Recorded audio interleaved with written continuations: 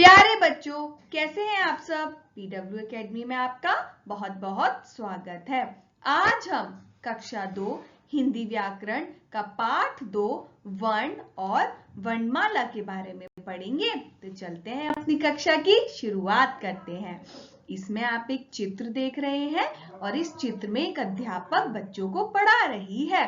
बच्चों, बोलते समय हमारे मुख से बहुत सारी ध्वनियां निकलती हैं, जिसको कुछ न कुछ अर्थ होता है और इन्हीं ध्वनियों को ही वर्ण और अक्षर कहते हैं और इन ध्वनियों को जोड़कर शब्द बनते हैं और उन शब्दों को जोड़कर वाक्य बनते हैं। यानी भाषा सीखने के लिए हमें सबसे पहले वर्णों को सीखने की आवश्यकता होती है। अब बच्चों, जैसे कि आप लिखा देख रहे हैं, घर, घ र है ना, कमल, क म ल तो बेटा, जब इन ध्वनियों को, एक शब्द की ध्वनियों को खोल कर लिखा जाता है तो यही जो अलग अलग लिखे हुए हैं इन्हें ही वर्ण या अक्षर कहते हैं।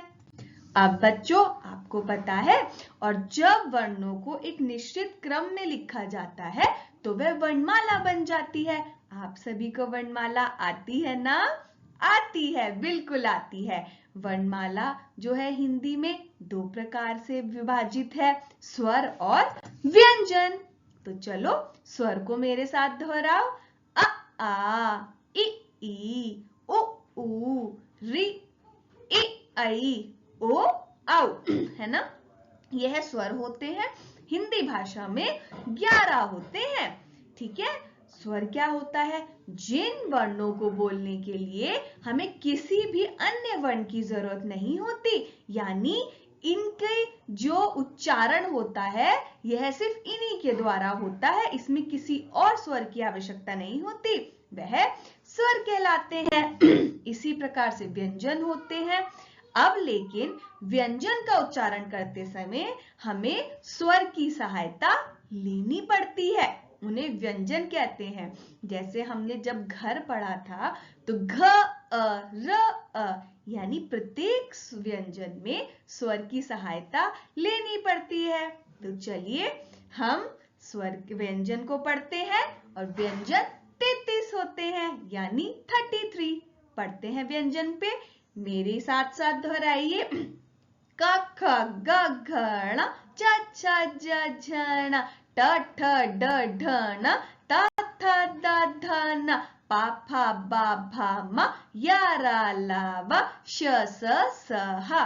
तो यह हमारे 33 व्यंजन होते हैं। अब बात करते हैं अतिरिक्त व्यंजन की। ड और ढ, इसके नीचे जब नुक्ता लग जाता है और यह अतिरिक्त व्यंजन में शामिल कर लिए गए हैं। और 4 हमारे संयुक्त व्यंजन होते हैं, श, त्र, ज्ञ और श्र, है ना बच्चों। तो आया आप सबको समझ में? आगे बढ़ते हैं। हिंदी भाषा में कुछ और भी ध्वनियां होती हैं स्वर व्यंजन के अलावा, जैसे कि अंग, यानी आ के ऊपर बिंदी, है ना, इसको हम क्या बोलते हैं? अंग। उससे क्या क्या शब्द बनते हैं सुनिए। चंदा, गंगा, शंख, हंस, चंद्रबिंदु, है ना, चंद्रबिंदु का भी हम प्रयोग करते हैं। चांद, माँ, आंख, मूंछ। विसर्ग भी होता है, जिसको आप बोलते हो ना आहा, है ना, तो वो विसर्ग है। प्रातः, नमः, दुख, अतः। अब आगत स्वर, उसको अर्धचंद्र बिंदु भी कहते हैं, वह अंग्रेजी के शब्दों में प्रयोग होता है। Doctor, office, toffee, copy. ठीक है बच्चों। अब हलंत यानी जगत और रूपवन। अब बच्चों, आपको पता है व्यंजनों के साथ स्वरों के जिस रूप का प्रयोग किया जाता है उसे मात्रा कहते हैं। आओ देखें कि स्वर की कौन सी मात्रा होती है और इन्हें कैसे लगाया जाता है।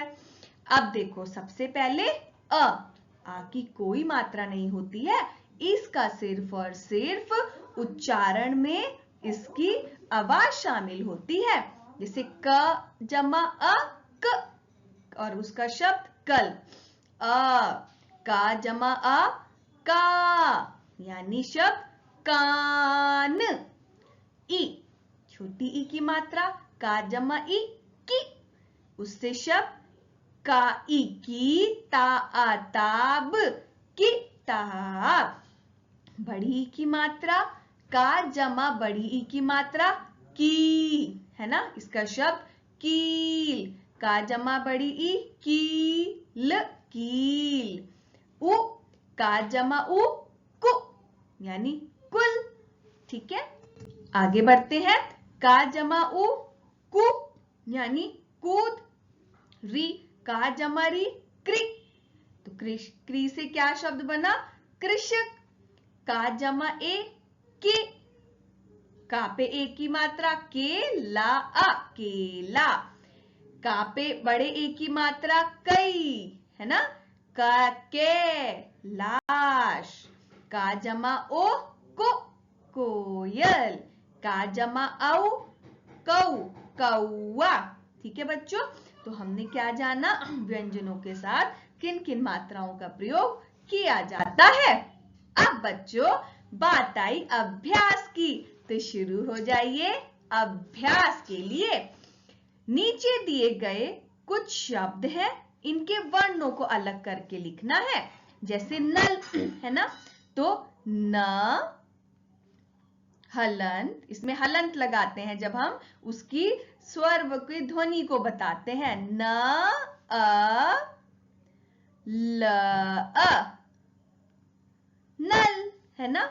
ये क्या है, म जमा आ, है ना, मात्रा है ना, तो बड़ा आ जमा म हलंत के साथ, और मात्रा आ की है तो आ, मामा। आया बच्चों समझ में। आगे बढ़ते हैं। अरे वाह, ये तो बहुत अच्छा प्रश्न है। एक पेड़ दिया हुआ है, इसमें स्वर और व्यंजन अलग अलग स्थान पर लिखने हैं। यहाँ स्वर और यहाँ व्यंजन, तो मेरे साथ तैयार हो जाइए।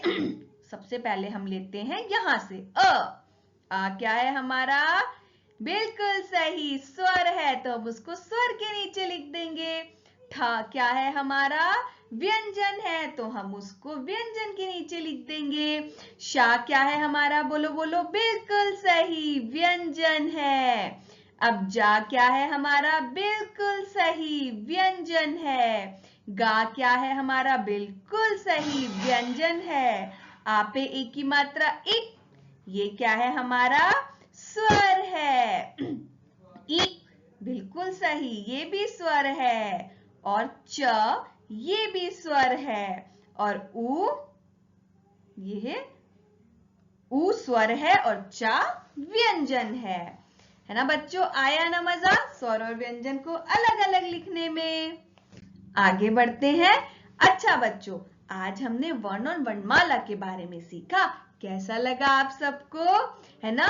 इसको अच्छे से समझिएगा, क्योंकि आगे हम शब्द और वाक्य पढ़ेंगे। तो मिलते हैं अपनी अगली वीडियो में, तब तक धन्यवाद, बाय बाय।